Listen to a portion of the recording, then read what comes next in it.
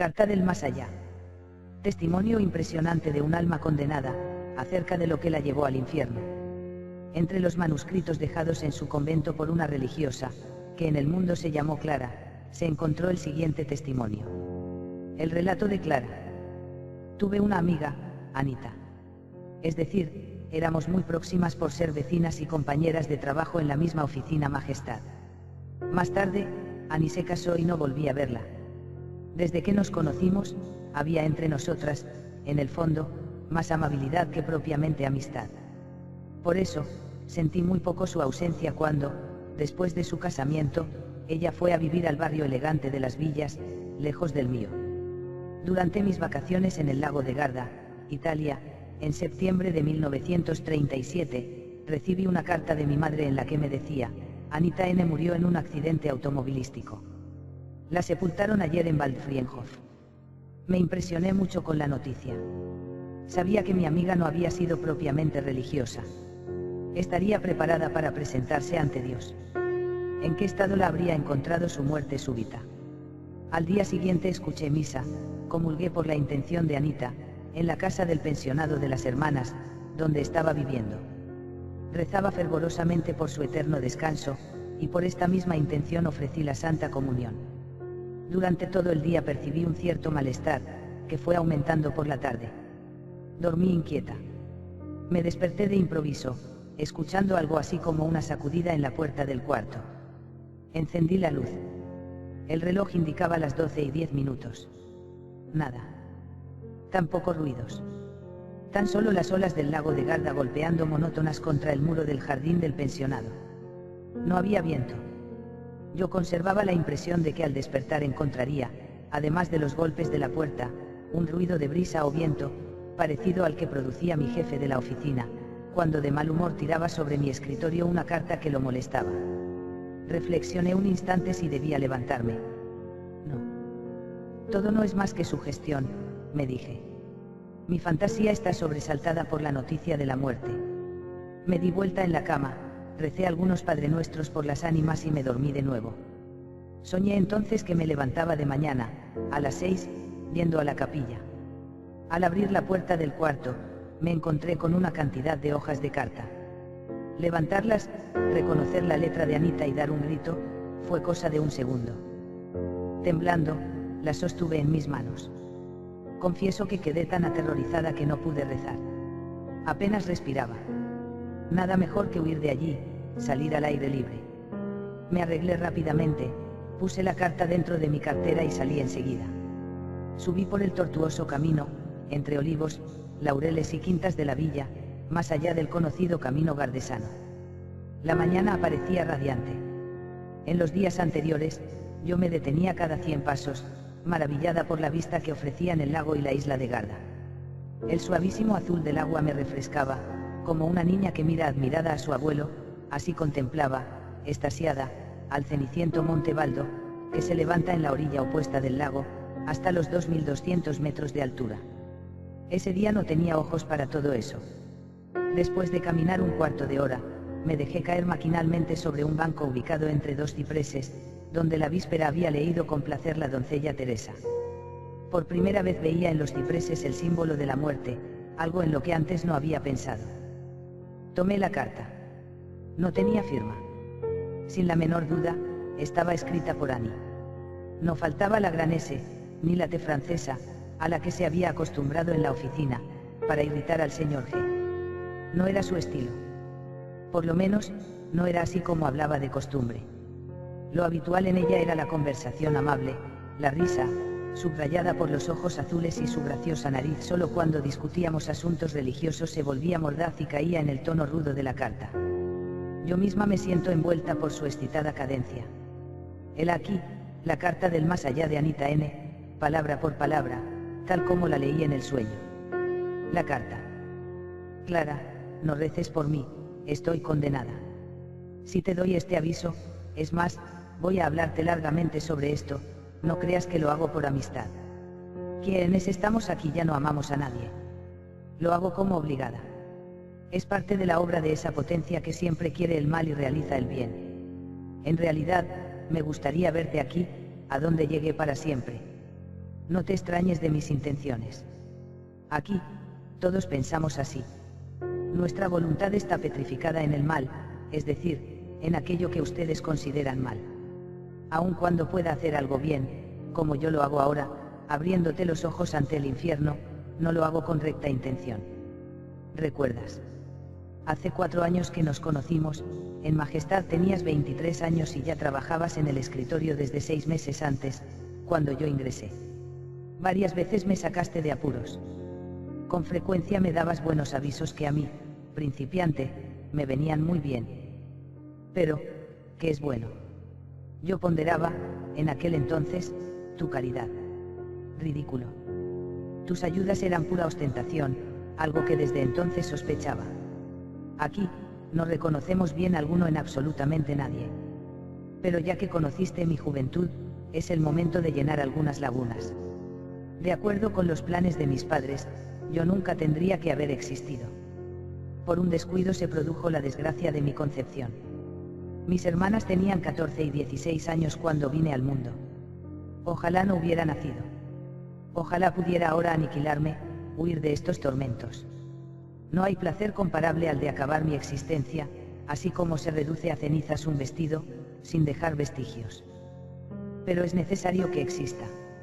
Es preciso que yo sea tal como me he hecho, con el fracaso total de la finalidad de mi existencia. Cuando mis padres, entonces solteros, se mudaron del campo a la ciudad, perdieron el contacto con la iglesia. Era mejor así. Mantenían relaciones con personas desvinculadas de la religión. Se conocieron en un baile, y se vieron obligados a casarse 6 meses después. En la ceremonia nupcial, recibieron solo unas gotas de agua bendita, las suficientes para atraer a mamá a la misa dominical unas pocas veces al año. Ella nunca me enseñó verdaderamente a rezar. Todo su esfuerzo se agotaba en los trabajos cotidianos de la casa, aunque nuestra situación no era mala. Palabras como rezar, misa, agua bendita, iglesia, solo puedo escribirlas con íntima repugnancia, con incomparable repulsión. Detesto profundamente a quienes van a la iglesia y, en general, a todos los hombres y a todas las cosas. Todo es tormento. Cada conocimiento recibido, cada recuerdo de la vida y de lo que sabemos, se convierte en una llama incandescente. Y todos estos recuerdos nos muestran las oportunidades en que despreciamos una gracia. ¿Cómo me atormenta esto? No comemos, no dormimos, no andamos sobre nuestros pies. Espiritualmente encadenados, los réprobos contemplamos desesperados nuestra vida fracasada, aullando y rechinando los dientes, atormentados y llenos de odio. ¿Entiendes? Aquí bebemos el odio como si fuera agua. Nos odiamos unos a otros. Más que a nada, odiamos a Dios. Quiero que lo comprendas. Los bienaventurados en el cielo deben amar a Dios, porque lo ven sin velos, en su deslumbrante belleza. Esto los hace indescriptiblemente felices. Nosotros lo sabemos, y este conocimiento nos enfurece. Los hombres, en la tierra, que conocen a Dios por la creación y por la revelación, pueden amarlo. Pero no están obligados a hacerlo. El creyente, te lo digo furiosa, que contempla, meditando, a Cristo con los brazos abiertos sobre la cruz, terminará por amarlo. Pero el alma a la que Dios se acerca fulminante, como vengador y justiciero porque un día fue repudiado, como ocurrió con nosotros, ésta no podrá sino odiarlo, como nosotros lo odiamos. Lo odia con todo el ímpetu de su mala voluntad. Lo odia eternamente, a causa de la deliberada resolución de apartarse de Dios con la que terminó su vida terrenal. Nosotros no podemos revocar esta perversa voluntad, ni jamás querríamos hacerlo. ¿Comprendes ahora por qué el infierno dura eternamente? ¿Por qué nuestra obstinación nunca se derrite, nunca termina? Y contra mi voluntad agrego que Dios es misericordioso, aún con nosotros. Digo contra mi voluntad porque, aunque diga estas cosas voluntariamente, no se me permite mentir, que es lo que querría. Dejo muchas informaciones en el papel contra mis deseos. Debo también estrangular la avalancha de palabrotas que querría vomitar. Dios fue misericordioso con nosotros porque no permitió que derramáramos sobre la tierra el mal que hubiéramos querido hacer. Si nos lo hubiera permitido, habríamos aumentado mucho nuestra culpa y castigo. Nos hizo morir antes de tiempo, como hizo conmigo, o hizo que intervinieran causas atenuantes. Dios es misericordioso, porque no nos obliga a aproximarnos a él más de lo que estamos, en este remoto lugar infernal. Eso disminuye el tormento. Cada paso más cerca de Dios me causaría una aflicción mayor que la que te produciría un paso más rumbo a una hoguera. Te desagradé un día al contarte, durante un paseo, lo que dijo mi padre pocos días antes de mi comunión: alégrate, Anita, por el vestido nuevo, el resto no es más que una burla. Casi me avergüenzo de tu desagrado. Ahora me río. Lo único razonable de toda aquella comedia era que se permitiera comulgar a los niños a los 12 años. Yo ya estaba, en aquel entonces, bastante poseída por el placer del mundo. Sin escrúpulos, dejaba a un lado las cosas religiosas. No tomé en serio la comunión. La nueva costumbre de permitir a los niños que reciban su primera comunión a los 7 años nos produce furor. Empleamos todos los medios para burlarnos de esto, haciendo creer que para comulgar debe haber comprensión. Es necesario que los niños hayan cometido algunos pecados mortales. La blanca hostia será menos perjudicial entonces, que si la recibe cuando la fe, la esperanza y el amor, frutos del bautismo, escupo sobre todo esto, todavía están vivos en el corazón del niño. ¿Te acuerdas que yo pensaba así cuando estaba en la tierra? Vuelvo a mi padre. Peleaba mucho con mamá. Pocas veces te lo dije, porque me avergonzaba. Qué cosa ridícula la vergüenza. Aquí, todo es lo mismo. Mis padres ya no dormían en el mismo cuarto. Yo dormía con mamá, papá lo hacía en el cuarto contiguo, donde podía volver a cualquier hora de la noche. Bebía mucho y se gastó nuestra fortuna. Mis hermanas estaban empleadas, decían que necesitaban su propio dinero. Mamá comenzó a trabajar. Durante el último año de su vida, papá la golpeó muchas veces, cuando ella no quería darle dinero. Conmigo, él siempre fue amable. Un día te conté un capricho del que quedaste escandalizada. ¿Y de qué no te escandalizaste de mí? Cuando devolví 2 veces un par de zapatos nuevos, porque la forma de los tacos no era bastante moderna. En la noche en que papá murió, víctima de una apoplejía, ocurrió algo que nunca te conté, por temor a una interpretación desagradable. Hoy, sin embargo, debes saberlo. Es un hecho memorable. Por primera vez, el espíritu que me atormenta se acercó a mí. Yo dormía en el cuarto de mamá. Su respiración regular revelaba un sueño profundo.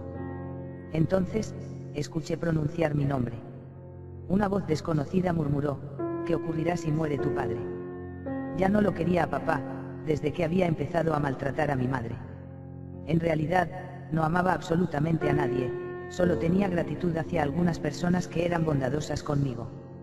El amor sin esperanza de retribución en esta tierra solamente se encuentra en las almas que viven en estado de gracia. No era ese mi caso. Ciertamente, él no morirá, le respondí al misterioso interlocutor. Tras una breve pausa, escuché la misma pregunta. Él no va a morir, repliqué con brusquedad. Por tercera vez, me preguntaron: ¿qué ocurrirá si muere tu padre?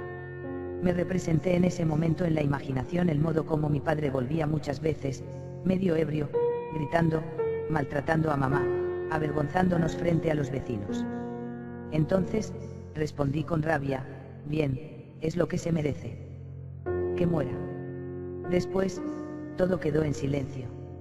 A la mañana siguiente, cuando mamá fue a ordenar el cuarto de papá, encontró la puerta cerrada. Al mediodía, la abrieron por la fuerza. Papá, semidesnudo, estaba muerto sobre la cama. Al ir a buscar cerveza al sótano, debió sufrir una crisis mortal. Desde hacía tiempo que estaba enfermo. Habrá hecho depender Dios de la voluntad de su hija, con la que el hombre fue bondadoso, la obtención de más tiempo y ocasión de convertirse. Marta K. y tú me hicieron ingresar en la asociación de jóvenes. Nunca te oculté que consideraba demasiado parroquiales las instrucciones de las 2 directoras, las señoritas 10. Los juegos eran bastante divertidos. Como sabes, llegué en poco tiempo a tener allí un papel preponderante. Eso era lo que me gustaba. También me gustaban las excursiones. Llegué a dejarme llegar algunas veces a confesar y comulgar. Para decir la verdad, no tenía nada para confesar. Los pensamientos y las palabras no significaban nada para mí.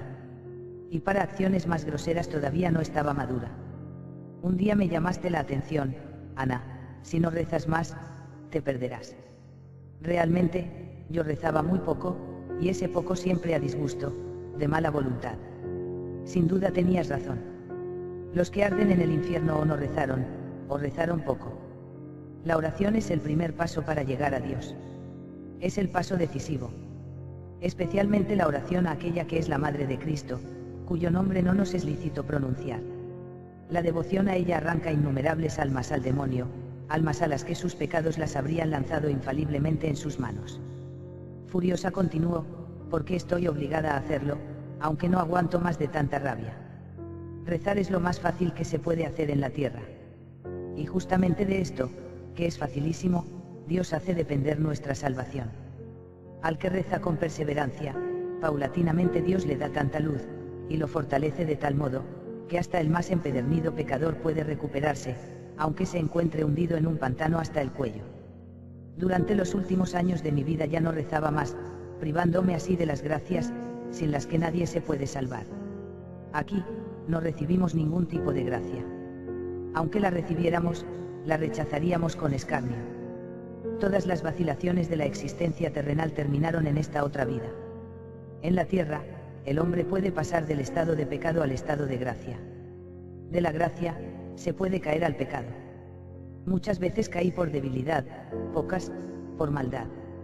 Con la muerte, cada uno entra en un estado final, fijo e inalterable. A medida que se avanza en edad, los cambios se hacen más difíciles. Es cierto que uno tiene tiempo hasta la muerte para unirse a Dios o para darle las espaldas. Sin embargo, como si estuviera arrastrado por una correntada, antes del tránsito final, con los últimos restos de su voluntad debilitada, el hombre se comporta según las costumbres de toda su vida. El hábito, bueno o malo, se convierte en una segunda naturaleza. Es esta la que lo arrastra en el momento supremo. Así ocurrió conmigo. Viví años enteros apartada de Dios. En consecuencia, en el último llamado de la gracia, me decidí contra Dios. La fatalidad no fue haber pecado con frecuencia, sino que no quise levantarme más. Muchas veces me invitaste para que asistiera a las predicaciones o que leyera libros de piedad. Mis excusas habituales eran la falta de tiempo. ¿Acaso podría querer aumentar mis dudas interiores? Finalmente, tengo que dejar constancia de lo siguiente: al llegar a este punto crítico, poco antes de salir de la asociación de jóvenes, me habría sido muy difícil cambiar de rumbo. Me sentía insegura y desdichada. Pero frente a la conversión se levantaba una muralla. No sospechaste que fuera tan grave.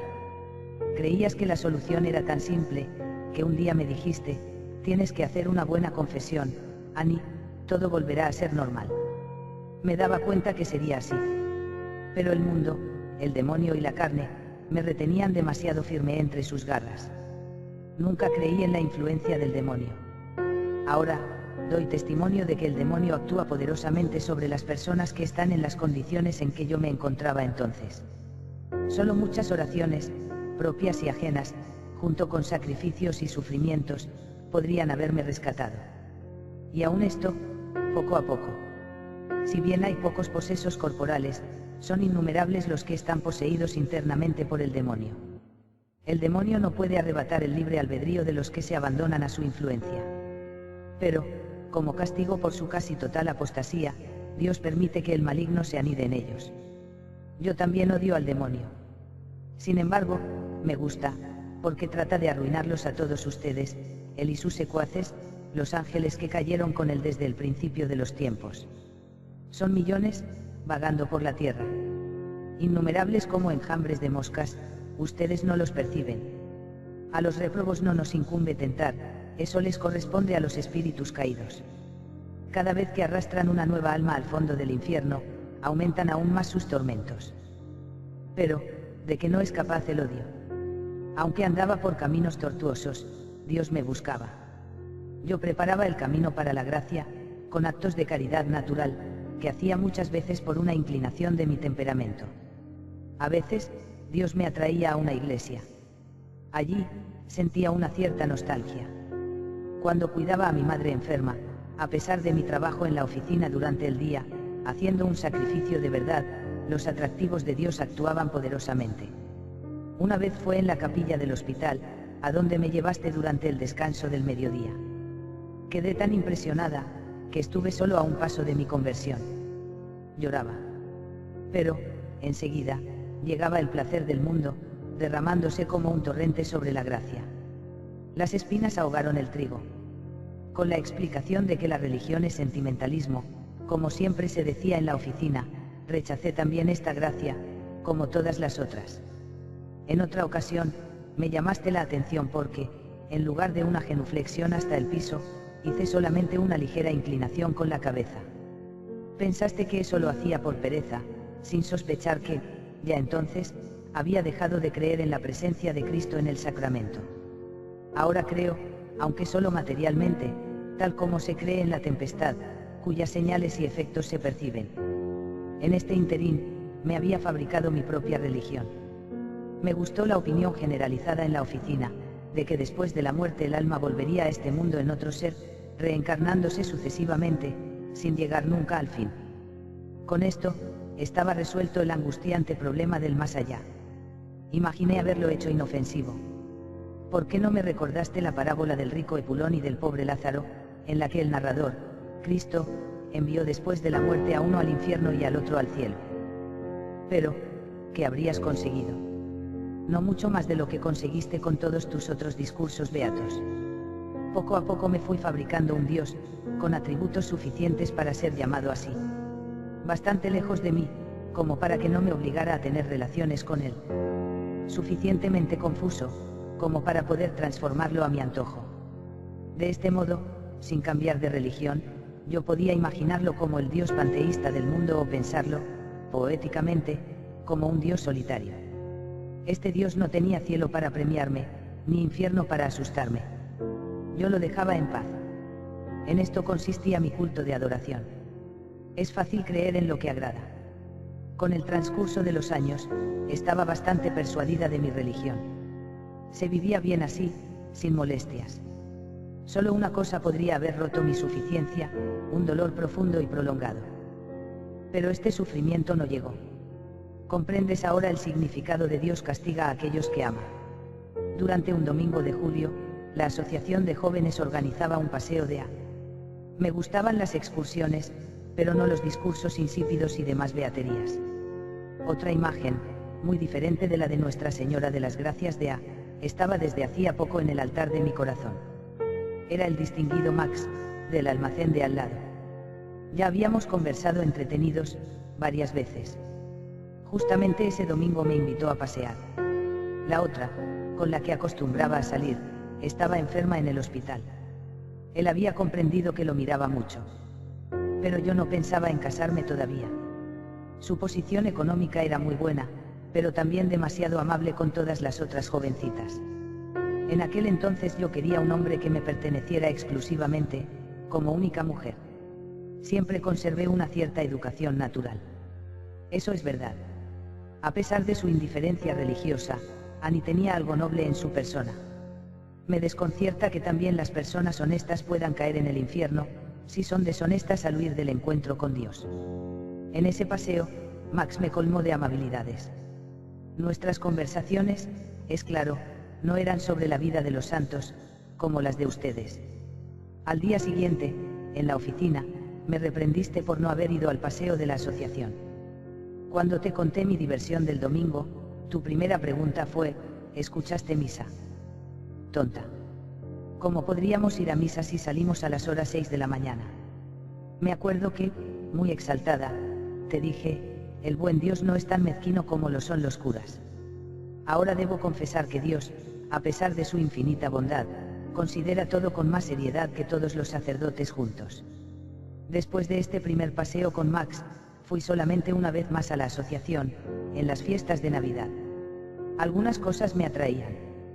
Pero en mi interior, ya me había separado de todas ustedes. Los bailes, el cine, los paseos, continuaban.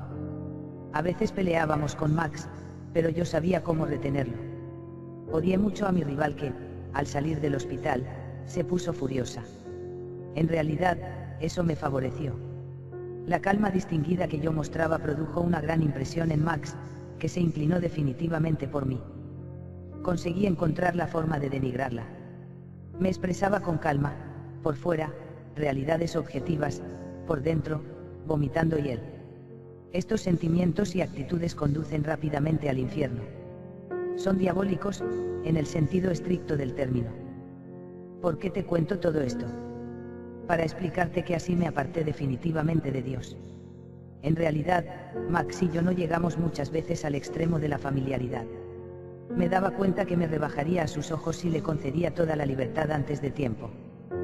Por eso, supe controlarme. Realmente, yo estaba siempre dispuesta para todo lo que consideraba útil. Tenía que conquistar a Max. Para eso, ningún precio era demasiado alto. Nos fuimos amando poco a poco, porque ambos teníamos valiosas cualidades que podíamos apreciar mutuamente. Yo era habilidosa, eficiente, de trato agradable. Retuve a Max con firmeza y conseguí, al menos durante los últimos meses antes del casamiento, ser la única que lo poseía. En eso consistió mi apostasía, en hacer mi Dios con una criatura. En ninguna otra cosa puede realizarse más plenamente la apostasía como en el amor a una persona del otro sexo, cuando ese amor se ahoga en la materia. Esto es su encanto, su aguijón y su veneno. La adoración que tenía por Max se convirtió en mi religión. En ese tiempo, en la oficina, yo arremetía virulentamente contra los curas, los fieles, las indulgencias, los rosarios y demás estupideces.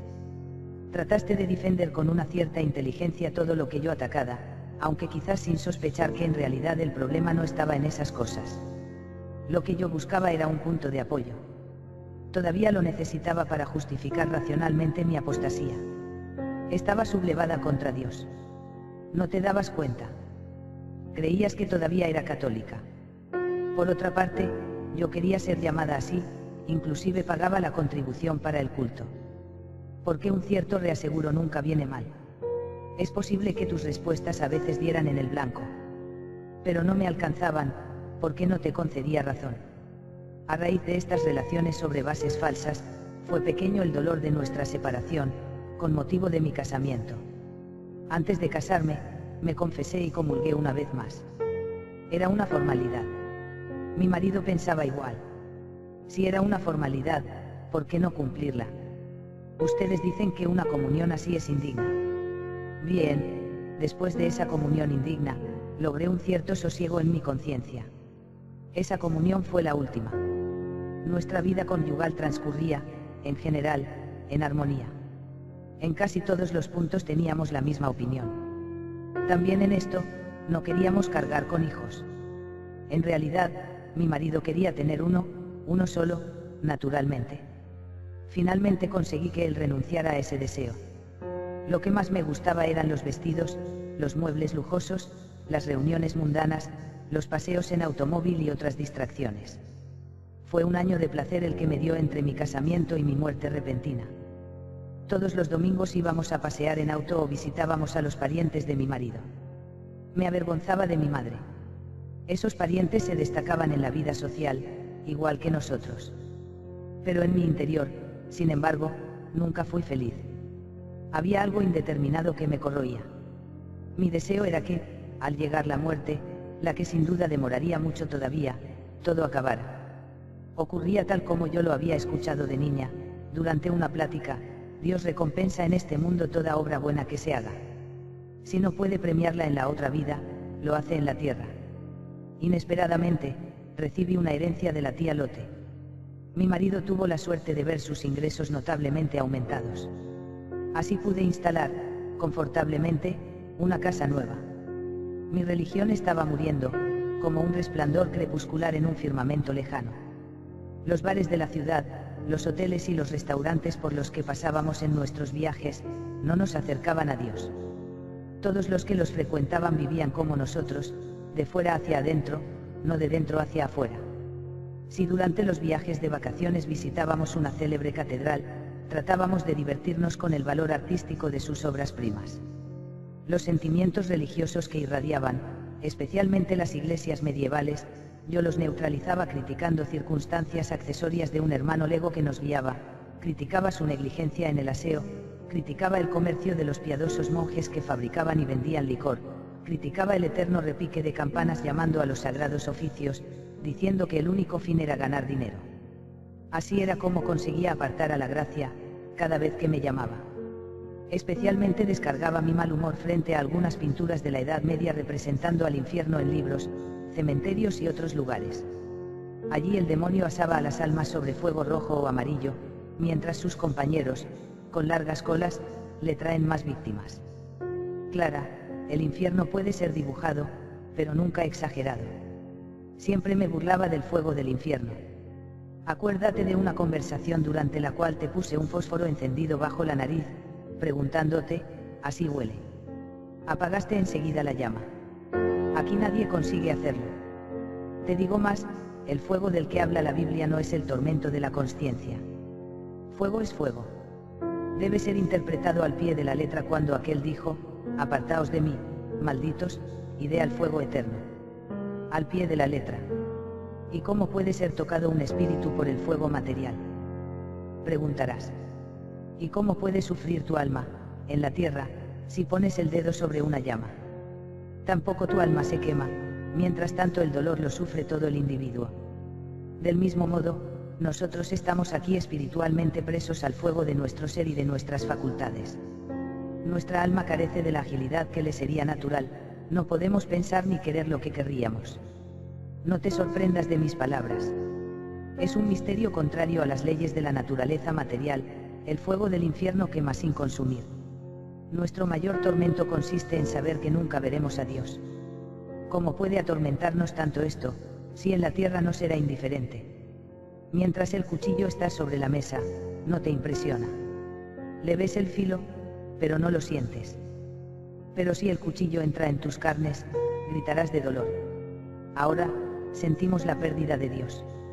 Antes, solo pensábamos en ella. No todas las almas sufren igual. Cuanto mayor fue la maldad, cuanto más frívolo y decidido, tanto más le pesa al condenado la pérdida de Dios, tanto más lo sofoca la criatura de que abusó. Los católicos que se condenan sufren más que los de otras religiones, porque recibieron y desaprovecharon, por lo general, más luces y mayores gracias. Los que tuvieron mayores conocimientos sufren más duramente que los que tuvieron menos. El que pecó por maldad sufre más que el que cayó por debilidad. Pero ninguno sufre más de lo que mereció. Oh, si esto no fuera verdad, tendría un motivo para odiar. Un día me dijiste, nadie va al infierno sin saberlo. Eso le habría sido revelado a una santa. Yo me reía, mientras me atrincheraba en esta reflexión, siendo así, siempre tendré tiempo suficiente para volver atrás. Esta revelación es exacta. Antes de mi muerte repentina, es verdad, no conocía al infierno tal como es.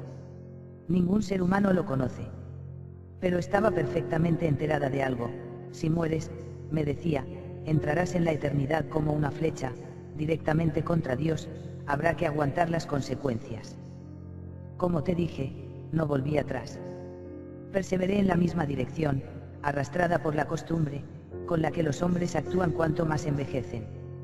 Mi muerte ocurrió así, hace una semana, digo según las cuentas que llevan ustedes, porque si calculara por mis dolores, podría estar ardiendo en el infierno desde hace 10 años.